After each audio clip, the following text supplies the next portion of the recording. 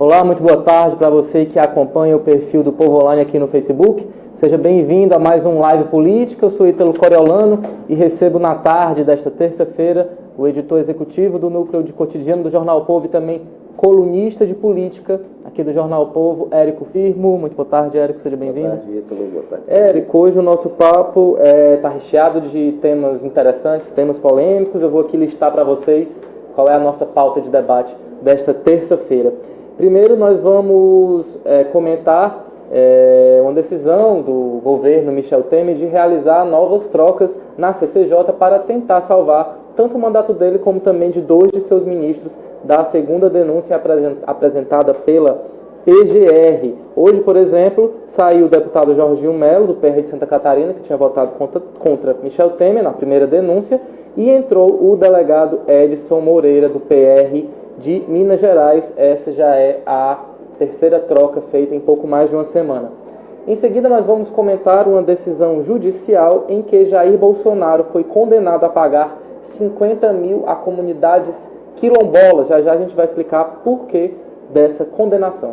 Em seguida, nós vamos comentar uma sessão importante que acontece hoje do Senado, em que os parlamentares irão decidir se acatam ou não a decisão do STF que afasta Aécio Neves do mandato e também obriga que ele não saia de casa no período noturno. E para finalizar, esse sim, um assunto bem polêmico, é o projeto Escola Sem Partido, que foi objeto de uma audiência pública ontem na Assembleia Legislativa aqui do Ceará e provocou um duro embate entre defensores e opositores do projeto. Érico, vamos começar aqui com essas manobras, esses movimentos que estão sendo feitos no Congresso Nacional para tentar blindar, para tentar salvar o presidente Michel Temer. Como eu disse, hoje houve mais uma troca, é a terceira.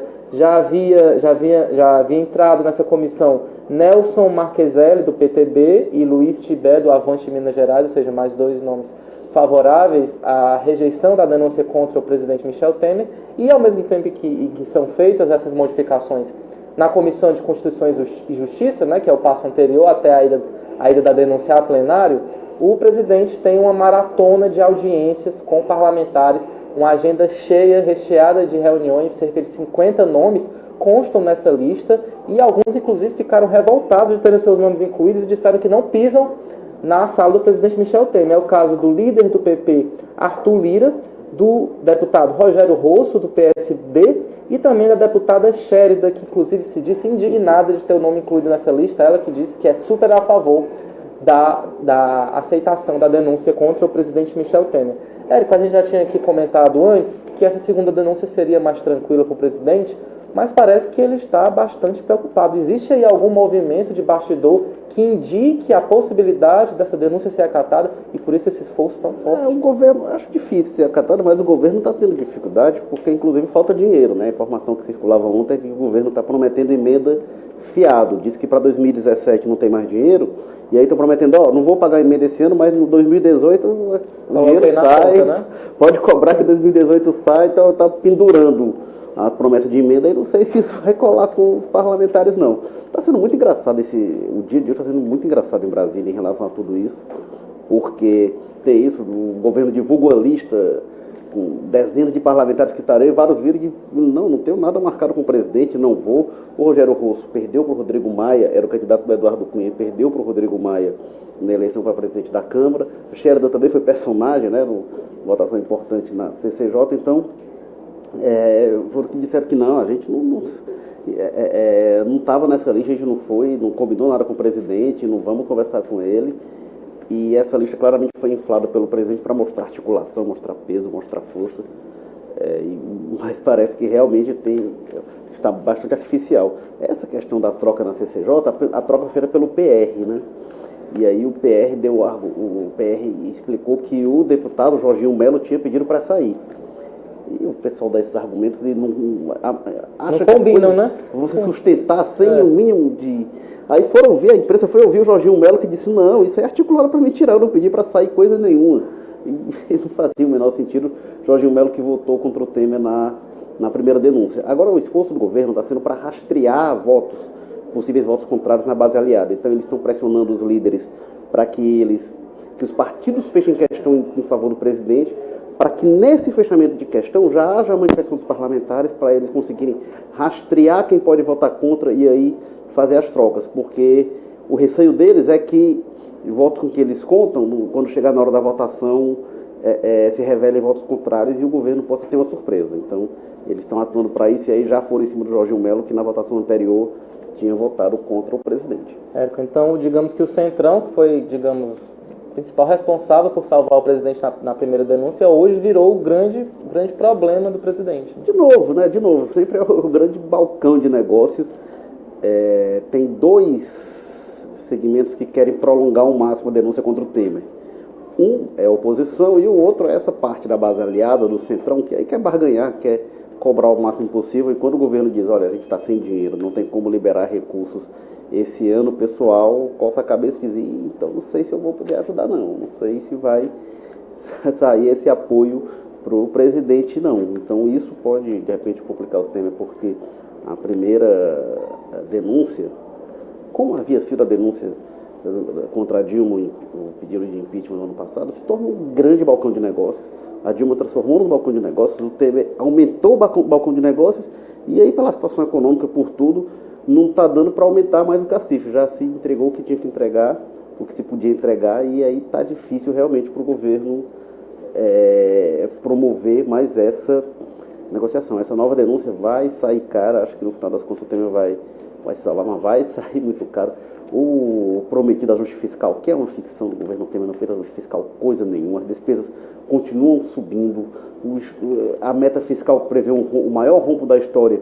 O governo está tendo dificuldade de alcançar esse rombo, porque deve ser maior ainda, e isso vai pressionar ainda mais e ser ainda mais, um fator a pressionar ainda mais contra o ajuste fiscal, para debilitar ainda mais as contas públicas do governo Temer. Trazer mais instabilidade ainda. Lembrando que ainda tem a polêmica do relator da denúncia, né? Que é um tucano, que a bancada não quer que seja, enfim, tem uma confusão aí. Pois é, isso aí, estão procurando a saída honrosa para que ele não seja o relator, ver uma forma.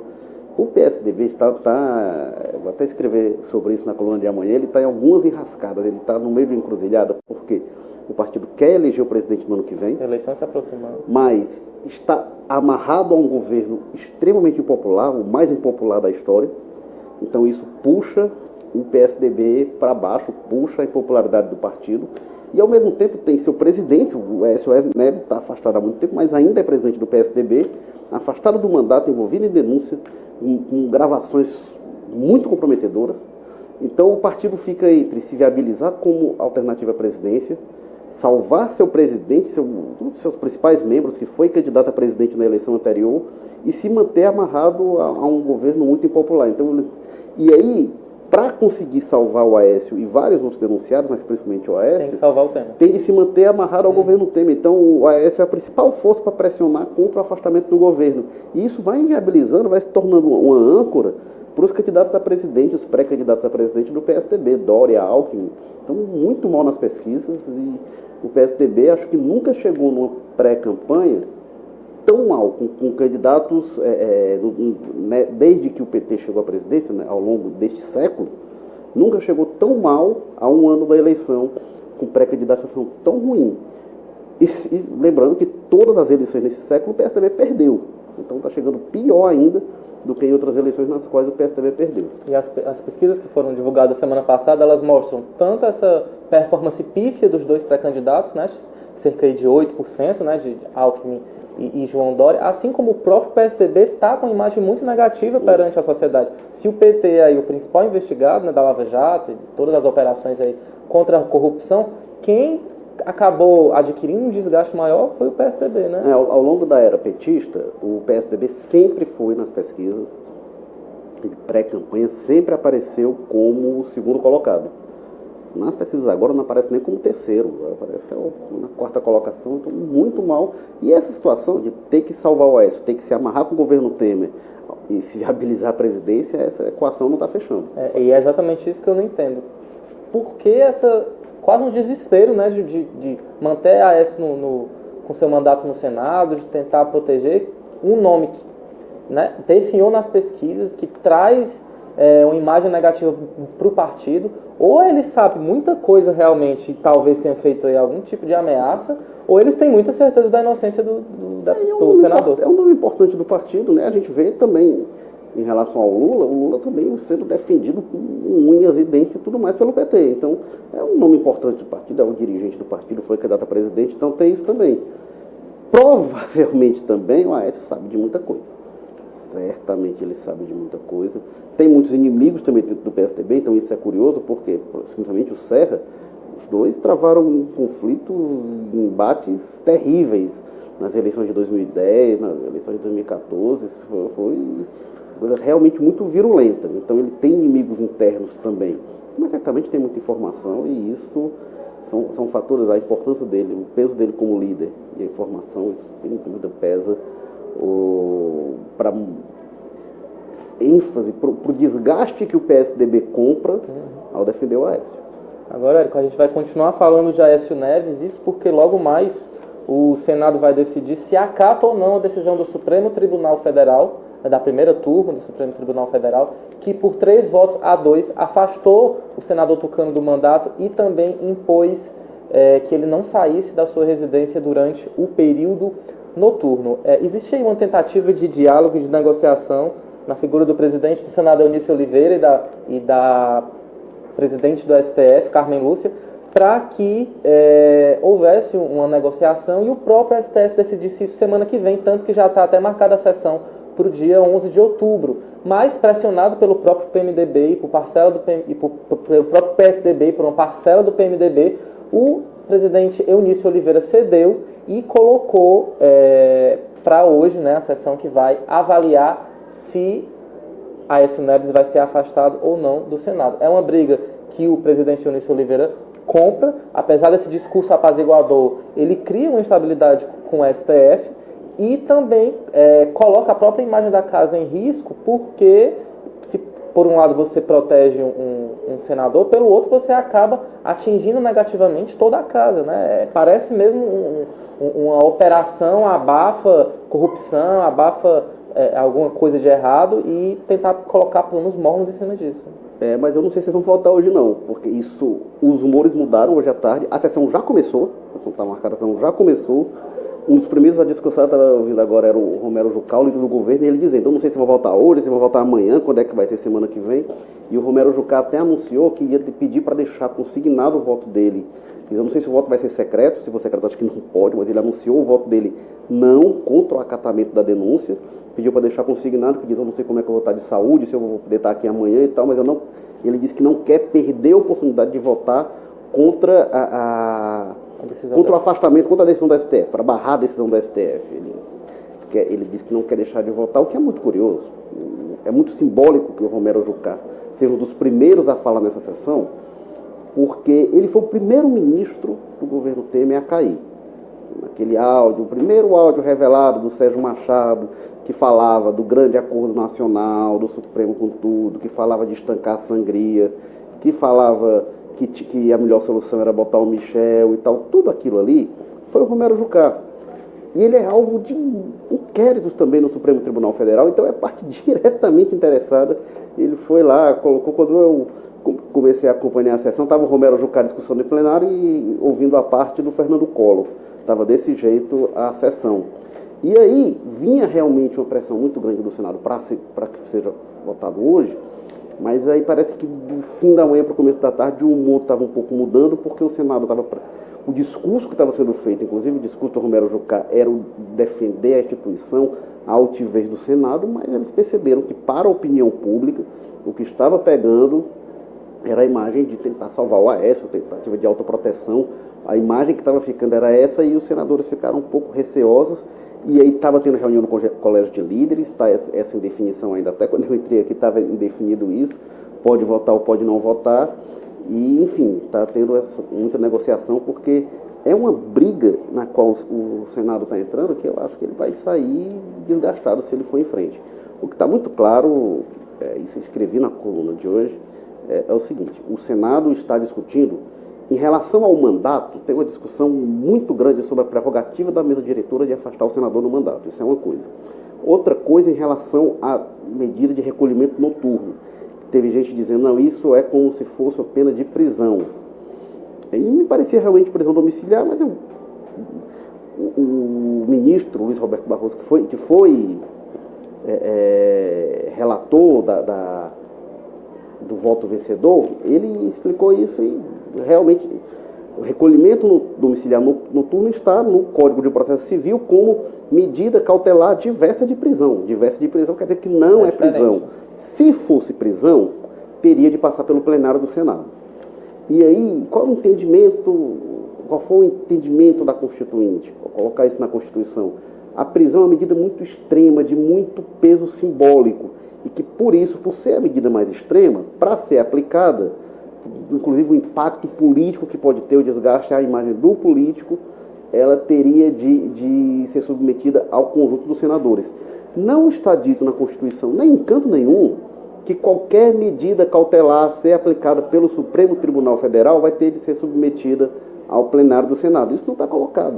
Então, os senadores estão tentando criar uma proteção para todos eles, uma barreira para todos eles, inclusive para o senhor Romero Jucá, enfim, para quem quer que seja, que não está prevista em nenhum ordenamento jurídico. Não está dito que qualquer medida cautelar, qualquer pena alternativa teria de passar pelo crivo do Senado. Então, é complicado o que eles estão colocando. Inclusive, recebi e-mails de leitores questionando, dizendo que não era bem assim. O leitor me perguntou, você acha que faz sentido? Se fosse um crime hediondo cometido pelo Aécio, teria de passar pelo plenário do Senado, mas ele cometendo um crime menor, que pega uma cautelar, não passa pelo plenário? Faz sentido, porque o entendimento não é em relação ao crime, do Senado não está em relação ao crime, é em relação à pena. E a pena mais dura, mais grave, de maior impacto, de maior repercussão política, inclusive, é a que precisa ser submetido ao juízo do plenário. Agora, também eu concordar com isso ou não concordar, não vem ao caso. O que importa é o que está no texto da Constituição, e não está previsto qualquer medida cautelar que vai ser aplicada a senador, qualquer medida cautelar que o Supremo Tribunal Federal, não é a corte de terceira instância do interior que vai, não. O Supremo Tribunal Federal não pode aplicar nenhuma medida cautelar contra parlamentares que tem de se passar pelo plenário do Senado. Isso é muito complicado. Os parlamentares já têm foro privilegiado, que já é muito discutido, já falam que querem acabar. Eles estão com esse entendimento que o Senado tenta adotar, está reforçando o foro privilegiado, enquanto tem uma série de projetos para retirada de foro privilegiado. Então é contraditório com o que se coloca, já é discutido os privilégios que eles têm com prerrogativa de mandato e estão querendo reforçar isso. Agora, Érico, tem essa polêmica no Senado e tem também a polêmica no STF. O ministro Edson Fachin foi escolhido para ser o relator do recurso do PSDB contra o afastamento e essa medida de manutenção de Aécio Neves em casa durante o período noturno. Ele se disse impedido, devolveu para a presidente Carmen Lúcia para que ela fizesse uma nova redistribuição, porque ele já havia, em outra decisão, relatado o caso e aprovado, né, o afastamento de Aécio Neves. Como é que fica agora essa situação dentro do próprio Supremo, né? Esse embate interno de Gilmar Mendes do lado, Fachin do outro, como é que a gente se resolveria essa questão? Teve uma decisão hoje, a defesa do Aécio pedindo para o Fachin sair da relatoria, e a Carmen Lúcia sustentou, né? A Carmen Lúcia confirmou a manutenção dele. Isso está pegando fogo, essa questão dentro do Supremo. O Gilmar Mendes estava dizendo que o STF precisa rever sua postura em relação ao caso Aécio, que cometeu excessos. O STF tem tomado medidas realmente complicadas, tem se envolvido. O Supremo, ele deveria ser o judiciário, que se espera que ele seja um espaço para solucionar problemas, não para criar problemas. Mas ele tem muito mais criado problemas em muitas situações. O Gilmar Mendes, ele tem a forma como ele desqualificou a decisão da primeira turma do STF, foi muito dura. Ele falou de posições de comportamento suspeitos dos seus pares. Isso é muito grave. Como suspeitos como? Suspeitos como? Ele devia explicar isso, não pode jogar isso. Mais uma vez o Gilmar Mendes criando problema também com as suas declarações. Esse julgamento sobre a prerrogativa do Senado vai pegar fogo também, assim, marcado para o dia 11, na quarta-feira da semana que vem. Então eu não sei como é que está com muita divisão dentro do Supremo em relação a tudo isso, e tem faltado serenidade aos magistrados para serem esse espaço seguro em que minimamente a sociedade, o meio político, veja ali um espaço de isenção, onde sabe que o que vê ali pode não ser o que acata um lado ou outro, mas vai ser um espaço em que as decisões não vão ser influenciadas por poderes políticos e econômicos. Isso definitivamente o STF não tem essa imagem hoje, não dá essa garantia, essa segurança para a população e para as instituições, para o meio político, enfim. Ok, Érico. Agora saindo um pouco de Aécio Neves e indo para outra figura também muito polêmica, eu já imagino aqui que vai ferver de comentário, que é o deputado Jair Bolsonaro. A Justiça do Rio de Janeiro condenou o deputado federal a pagar R$50 mil à comunidades quilombolas, devido a um discurso que ele fez há alguns meses durante um evento com a comunidade judaica, em que ele disse que visitou uma comunidade quilombola e que lá os negros pesariam mais de 7 arrobas, que não serviam nem mais para procriação, ou seja, fez uma associação direta entre um ser humano, né, e pelo próprio discurso dele, eu não estou inventando, ao animal, né, a fazer essa comparação de procriação e de arrobo. Foi um discurso realmente que provocou uma revolta muito grande na comunidade negra e nos próprios defensores dos direitos humanos, né? Um discurso que nega e que faz chacota de todo um histórico de lutas, né, e de sofrimento da comunidade negra aqui no Brasil. Enfim, o Ministério Público entrou com a ação, pediu R$300 mil de multa, né, mas a Justiça concedeu 50 mil, que deverá ser revertido aí para um grupo que trata dessas questões dos direitos humanos. Érico, uma decisão na sua avaliação justa, existem realmente limites para discursos e para posições políticas? Pois é, quando ele fala de 7 arrobas é a medida para medir o peso de gado. É essa comparação que o Jair Bolsonaro fez, falou que não serve nem para procriar. A forma como ele desqualifica esse segmento, lembrando que vem a gente vai fazer 130 anos da abolição da escravatura, e aí um parlamentar eleito pelo povo se achar no direito de, dessa forma, desqualificar populações que moram em locais que são descendentes dos habitantes de quilombos, é assintoso, é inacreditável que o Brasil tolere isso passivamente. Não está resguardado, isso entendo eu e entendeu a Justiça também, pela imunidade parlamentar, não fez discurso, não era em tribuna, enfim. O discurso, não acredito também que a imunidade deva proteger quem comete crime ao discursar, quem comete crime de racismo, obviamente. Logo, e aí um discurso racista para a comunidade judaica, que foi um povo que sabe, como poucos na história da humanidade, sabe na pele o que é esse tipo de discriminação, esse tipo de preconceito, esse tipo de perseguição.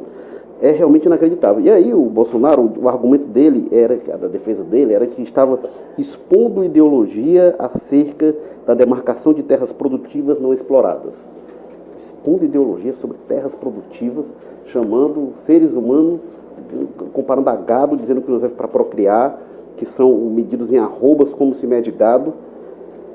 Não dá para engolir, é inaceitável. Mais uma vez, né, o Bolsonaro apela para o ridículo, para o absurdo, para o extremo, para o desrespeito, para a violência verbal contra as pessoas. Eu acho que o Brasil tem tolerado demais personalidade. Não só tolerado, né, Érico? O mais indignante é que ecoa esse discurso, né?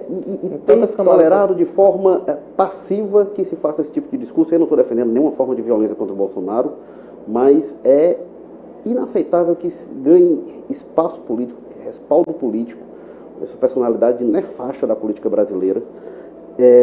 Ele fala, e a questão que ele coloca, né, ele fala das terras produtivas, assim, então esses seres humanos que ele considera menores estão morando aí nessas terras, quando podia estar produzindo, tirando, tem riqueza ali embaixo. E aí se vive de moradia para populações que foram exploradas durante 300 anos de história do Brasil. Isso não é um uso para a terra, não é uso produtivo.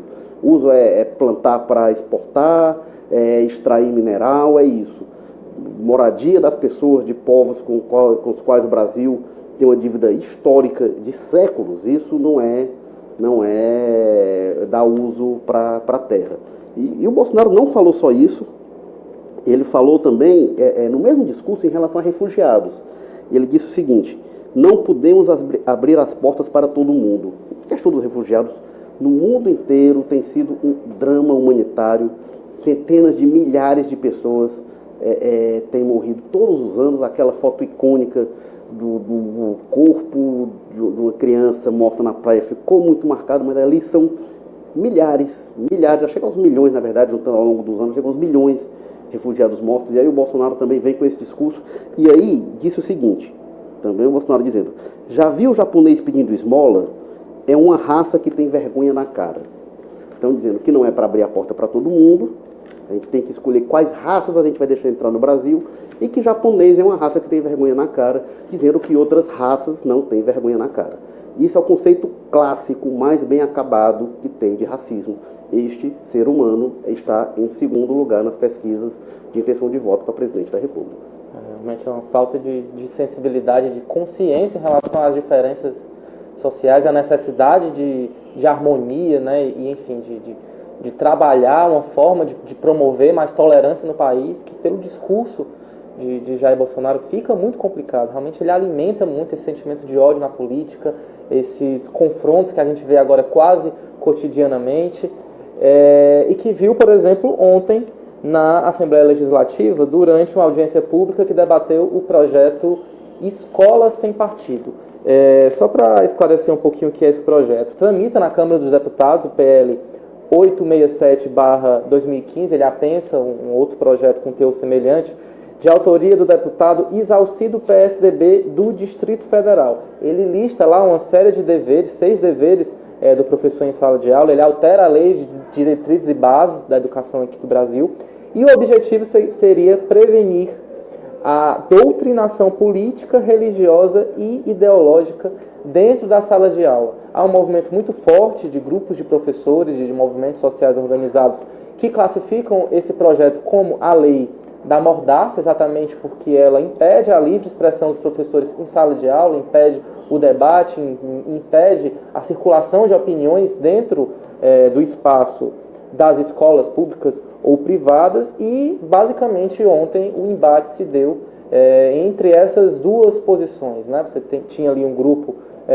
que se diz realmente de direita e mais conservador, e foi chamado também um dirigente da UNE, que tentou apresentar sua opinião, colocando essas questões da falta de possibilidade de liberdade de expressão se esse projeto for aprovado, né? Flertando aí com os nossos tempos de ditadura militar. Érico, esse episódio ele é mais um caso claro do momento tenso que a gente vive político no país, né? De extremismos, onde o diálogo é quase impossível, onde posições são fechadas e quem se coloca, quem se pretende a discutir totalmente avacalhado, digamos assim, né, no espaço público, o próprio sentido democrático que fica muito ameaçado quando a gente chega ao ponto de discutir o que um professor pode ou não dizer dentro de sala de aula. O caso do Eduardo Bolsonaro especificamente, para pegar ele esteve ontem, acho que eu não falei. Filho do... Vamos primeiro explicar o que é essa franquia Bolsonaro, né? O Jair Bolsonaro, ele se tornou isso uma peça de marketing político, uma franquia política. Ele é militar de carreira, tinha vinculação com militares da época da ditadura, nunca teve uma carreira propriamente brilhante, virou político muito cedo, mas ele descobriu um filão político. O Bolsonaro, ele sempre defendeu essas bandeiras militares, mas não era esse combo do conservadorismo que ele se tornou, não. Mais do que do conservadorismo, na verdade, da violência de extrema-direita, na verdade, dos preconceitos, enfim. Ele percebeu nisso um filão. No outro dia eu estava até recuperando um texto, montagem do governo Lula, quando o Bolsonaro foi bater na porta do Lula para pedir pela indicação ou do Aldo Rebelo, do PCdoB, ou José Genuíno, do PT, para ministro da Defesa. Porque ele não queria que o indicado era o que estava se encaminhando, que acabou sendo o general que acabou sendo o primeiro ministro da defesa do governo Lula, que ele achava ligado demais ao governo Fernando Henrique, e o Bolsonaro fazia oposição também ao governo FHC. Então dizia, não, é melhor botar o Genuíno ou botar o Aldo Rebelo. E aí estranharam.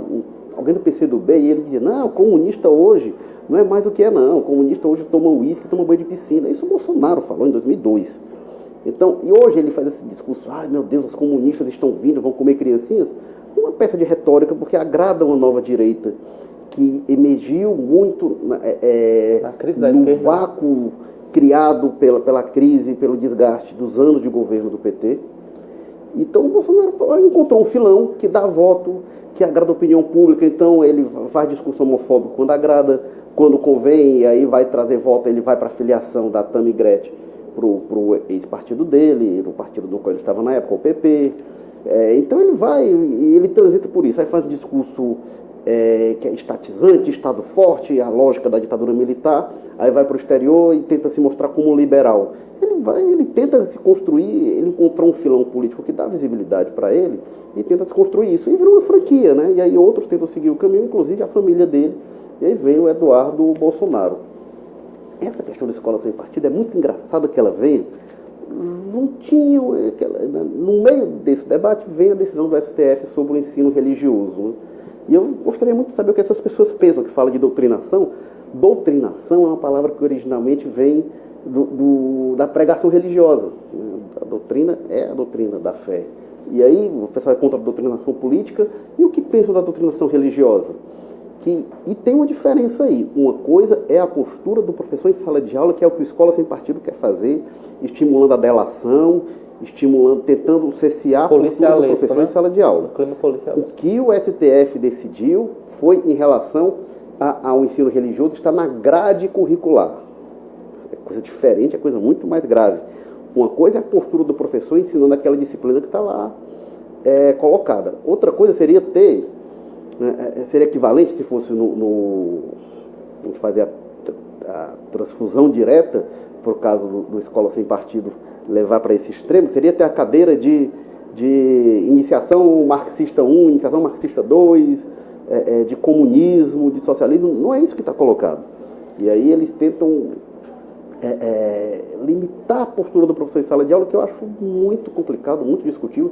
E aí eu não sou a favor do professor fazer proselitismo, nem político, nem propaganda religioso. Partidária. Mas eu não acho também que o professor que é cristão, que ele seja impedido de apresentar a sua visão de mundo em sala de aula, do ponto de vista do cristão. Acho que isso está aberto, e acho que a sala de aula é um lugar muito sagrado para que a gente queira colocar uma lei estabelecendo a forma de restrição que a escola sem partido coloca. É muito perigoso mesmo. E eu acho engraçado quando eles falam da doutrinação marxista em sala de aula. Que doutrinação incompetente. Onde é que estão esse monte de comunistas? Onde é que eles estão? A gente vai ver os votos dos partidos de esquerda. O Lula é fora da curva. Mas quando você vai ver a eleição de prefeitos, de vereador, as bancadas parlamentares são ínfimas. Então acho que é uma doutrinação muito mal feita. São Paulo elegeu o João Dória em primeiro turno, né? Pois é a maior cidade do país, a segunda maior cidade, Rio de Janeiro, tem um pastor como prefeito, vai ver as bancadas, enfim. Acho que se a gente for falar em doutrinação, Érico, é só ligar a televisão e dos vários canais onde igrejas fazem pregação, né? Tem canais, inclusive, 24 horas por dia, fazendo ali um pensamento único sobre o mundo, sobre a educação. Aquilo sim é doutrinação. Agora, o TV Digital abriu, se você passar por alguns canais, vários exclusivamente ligados à igreja. Ali sim tem doutrinação, e ali sim tem que ser repensado em termos de democratização da comunicação, né, e dos meios. Ao longo da história, pregar o medo de espantalhos, colocar, olha, os comunistas estão vindo, sempre foi muito eficaz instrumento para se ganhar mais poder, para arregimentar posições e inclusive fazer uso da força política. A gente viu isso. A ditadura do Estado Novo começa assim, dizendo os comunistas estão vindo, olha o plano Cohen e tal, e aí vem a ditadura do Estado Novo, que fecha congresso, enfim. A ditadura militar também dizendo, olha, os comunistas vão dar um golpe, foram lá e deram o golpe antes. Na Alemanha nazista, o nazismo eleito pelo voto, o incêndio do Reichstag foi usado da mesma forma. O atentado do Rio Centro também, a farsa do atentado do Rio Centro, foi a mesma coisa. Então se apresenta, tenta se propagar o medo, e nesse caso, olha aí os comunistas, meu Deus, estão vindo. Não que os comunistas do Brasil não tenham tentado dar golpe, não. Eles queriam tomar o poder, tentaram em 1935, foi um fracasso com a intentona comunista. Existia assim, mas nunca foi viável essa intenção, nunca se passou perto de ser uma ameaça real. E agora, o medo que se valeram para apontar, olha aí, eles estão vindo, cuidado com eles, se viu para implantar assim, duas ditaduras, absurdas, né? Se viu para tentar se manter a ditadura, dar sobrevida à ditadura também na época do Rio Centro. Felizmente, nesse último caso, saiu pela culatra. Érico, eu vou finalizar aqui lendo alguns comentários, bem rápido. O Adeilson Miranda diz olá, olá Adeilson. A Célia Sporrer diz fora Temer golpista. Já o Dudu Monteiro diz Bolsonaro 2018 fora PT. O Roberto Kleiber, o que me preocupa é o discurso racista ecoando em uma sociedade extremamente miscigenada como é a brasileira. Lamentável. Ainda é o ridículo, né? Ainda é o ridículo. Muita gente que ecoa o discurso racista no Brasil, se chegar na Europa, nos Estados Unidos, vai ser alvo de preconceito, porque não vai ser latino, Estados Unidos, então. Como branco. A gente vê muito nordestino fazendo discurso de pureza racial. Pelo amor de Deus, né? Reginaldo Cavalcante, aí vem os 3 comentários. Se referindo aos quilombolas, provavelmente, querem viver às custas do governo, vão trabalhar, e a gente já discutiu as questões compensatórias, né? Se você tivesse sido escravo, talvez você entendesse melhor. Reginaldo Cavalcante, se querem encher o Brasil de terroristas, não há ideologia de gênero nas escolas. Ok. Ariosvaldo Oliveira Gadelha, isso é um absurdo, fizeram impeachment de Dilma, conseguiram tirar para deixar esse bandido com sua quadrilha criminosa. É grande. Que está sendo apoiado no Senado com 81 senadores e na Câmara dos Deputados Federais. Só que está difícil para tirar esse mafioso por causa dos coxinhas que foram manipulados por um mafioso Aécio, seus companheiros envolvidos nos crimes da Lava Jato, Debrecht e outras acusações. Deviam fazer como Getúlio Vargas, que fechou o Senado e a Casa, o Congresso, a Câmara dos Deputados também. A ditadura militar fez o mesmo, exilando todos, tirando seus benefícios, se não representa o povo ou nação. Fecha tudo, enfim, começa de um jeito e termina defendendo a ditadura. Melhor democracia com todos os seus males é o melhor caminho. É uma frase famosa, né, que contra os males da democracia, mais abertura, mais participação popular, esse é o caminho. Eu não acredito em outro caminho pela força, não. O remédio realmente é a democracia, cabe a você também participar e ocupar esses espaços. Você está achando as coisas ruins, mude o seu voto, então participe da política.